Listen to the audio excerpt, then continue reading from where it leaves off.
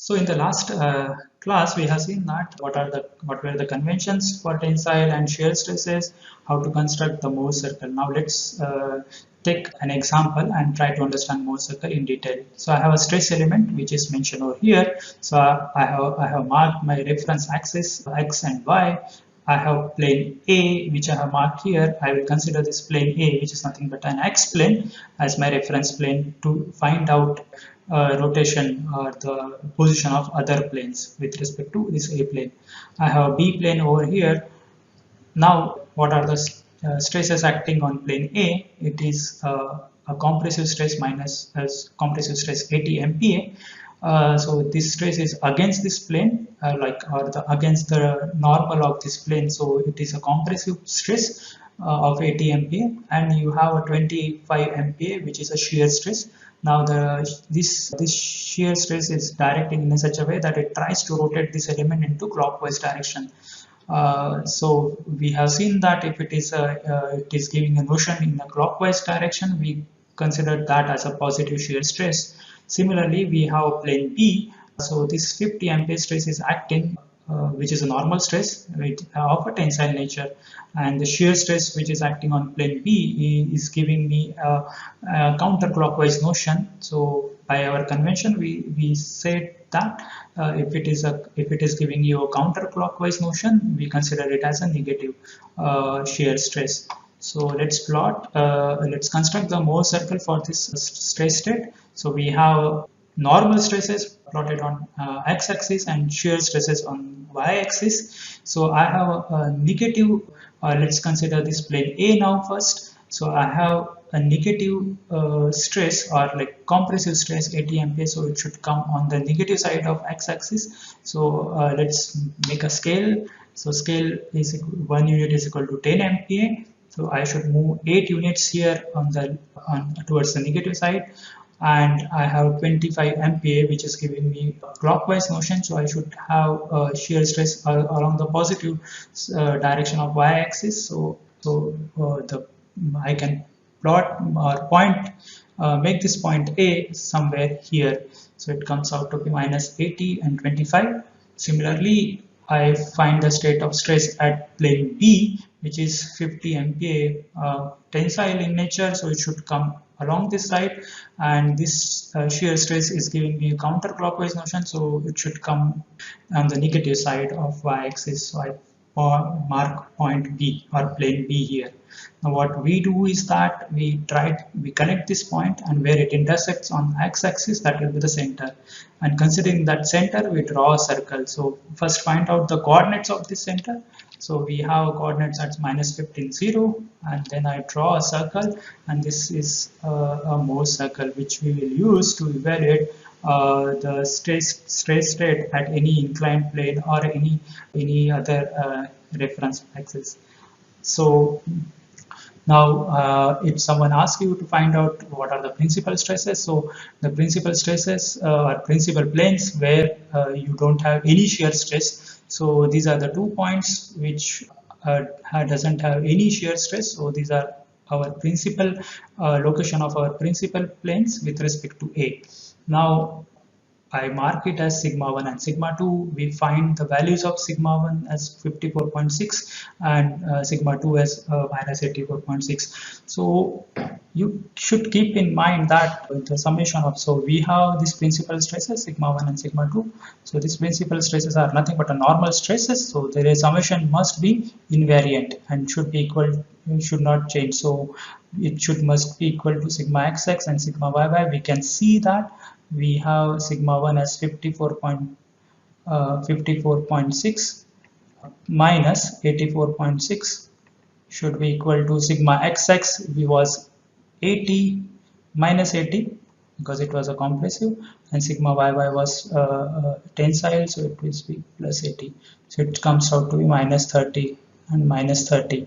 So summation of normal stresses remains invariant irrespective of angle of rotation or change in the reference axis. So this is what we have seen. Now we try to find out the location of these principal stresses. So I consider A as my reference circle. Here I have put this as a theta equal to 0. Now I am moving in the counterclockwise direction. So sigma 2 is at a counterclockwise direction and is located at 21 degrees from A. And we have seen that on Mohs circle this represents 2 theta.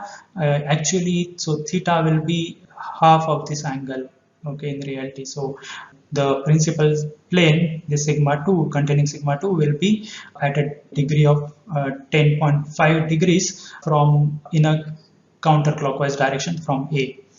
While similarly we can find out sigma 1, that is another principal plane which is located at 2 theta 1, that is 201 degrees. Actually it will be at 105 degrees in a counterclockwise direction from A. Now let's draw this element for mentioning principal stresses. So I can draw this as, so I have this let me tell you. This is your sigma 2, which is I have marked here, and this will be your sigma 1, which are principal stresses. That means no shear is there on this element, and you can see that sigma 1 is at 105 degrees from plane A, whereas sigma 2, which is 10.5 degrees from plane A, both are in a counterclockwise direction. Now let's find out what is the plane of maximum shear and its location with respect to plane A. So let's do that. We have constructed this circle, and the maximum shear is occurring at this location, similarly at this location, and it's you can find out what is a maximum shear. So it is it comes out to be 69.6. Its location will be from from plane A in the clockwise direction 69 degrees, so on Mohs circle. So in reality it will be 69 by 2, that comes out to be 34.5 degrees. Okay, so what will be the so as I mentioned you, even though there is a maximum shear occurring on a plane, it is not necessary that the sigma or the normal stress should be 0 on that plane. So what's the value of this sigma tau max here? So it can be given as h coordinate or x coordinate of the center, so which is equal to sigma xx plus sigma yy upon 2. So it will be minus 15 and 69.6. So this is minus 15, that means it is a compressive stress. Similarly, I can mark this element mentioning the maximum shear. So I get a maximum shear. So here the value is 69.6. So this is positive. So I should mark this shear stress in this way, where it gives me clockwise notion. That is why that's the sign convention we follow. So the 69.6 should be in this direction, and 15 MPa, which is compressive in nature, should act against the plane. So what is its location? We figured it out that it is in a clockwise direction, this position of by 34.5 degrees. Similarly, I have another plane which is showing a maximum shear. Now let's find out what is its location from plane A. So this will be this angle, which I considered as 2 theta s2, okay, and theta s2 here, from we can figure it out to be 55.5 degrees, and tau max should be here, it should be minus 15, the coordinate should be minus 15 and minus 69.6. okay, so I can mark it here. So here this plane, it is at so this plane which is at in a anti-clockwise direction, that is 55.5 degrees, and you have a compressive stress, so I should put against the plane, that is 15 MPa, and the shear stress is giving, it is in negative sign, so it should be giving me a anti-clockwise motion, so or counterclockwise motion. So this is element representing a plane of maximum shear. Now, with this example, let's move ahead and try to understand some spatial conditions which we encounter using Mohs circle and plane stress. So let's take this condition. We have seen that this is a condition for a tensile test, the condition which arises in a uniaxial tensile test. So I can mark my axis here. Let me do that. So I can mark axis here, that is x1 and x2. So I can say that you have a sigma 1 here, finite value, and sigma 2 which should be equal to 0. There is no stress acting on, there is no stress acting in any other direction. So I have only one stress, which is sigma 1. Now I plot a Mohs circle, so sigma 2 equal to 0, I mark it sigma 2 equal to 0, and sigma 1 which is, let's say, positive value, so this is sigma 1, and I draw a circle. Now I would like to find out the plane of maximum shear, so I get this point which is corresponding to plane of maximum shear. So what will be the value? The diameter should be sigma 1, and the tau max is equal to radius of this Mohs circle, so which comes out to be sigma 1 by 2. Now what are the coordinates of this point? Are sigma 1 by 2 and sigma 1 by 2. So this is a condition representing uniaxial stress state. Now let's consider where we have stresses acting on both direction. So I have sigma 1 and sigma 2, but here sigma 1 is in the tensile nature while sigma 2 is a compressive nature. Now let's consider that sigma 1 and sigma 2 are equal in magnitude. So how you will draw the Mohs circle? So we have tau and sigma. Now sigma 1 is tensile in nature, so it should come on the positive side. Sigma 2 is in a compressive nature, so it should come on the negative side. But now we have put a constraint that sigma 1 is equal to sigma 2, so they will be at an equidistant from the center here. So now I can find out sigma 1. So this will be sigma 2 and sigma 1. So sigma 1 and sigma 2 are equal now. So you can say that, but they are of opposite nature. One is tensile and one is compressive. Now what is the plane of maximum shear? So this will be the plane of maximum shear, and you can see that at this plane you have you don't have any normal stress acting. So this plane can be called as a state of pure shear. So you have tau max to be equal to sigma 1. So the radius or the diameter of this Mohs circle will be 2 sigma 1, and the radius will be sigma 1. So you have tau max to be equal to the radius of Mohs circle, and which comes out to be sigma 1. What will be the coordinates of this? So the coordinates will be 0, sigma 1. 0 is representing your sigma here, which is a normal stress. So you don't have any normal stress acting on this plane. So this is a state of pure shear. You can see that when I put this element over here, there is no normal stress, only shear stress are present. So how it is aligned with your frame of reference? So it will be at 45 degrees. So this was your x and y, and when I draw another x dash y dash, so this will be always at a 45 degrees. Okay, on Mohs circle it will be 90 degrees, isn't it? So you can get a plane of a state of pure shear when you have this condition that you have stresses acting along x and y, but they are in the opposite direction and both are equal in magnitude.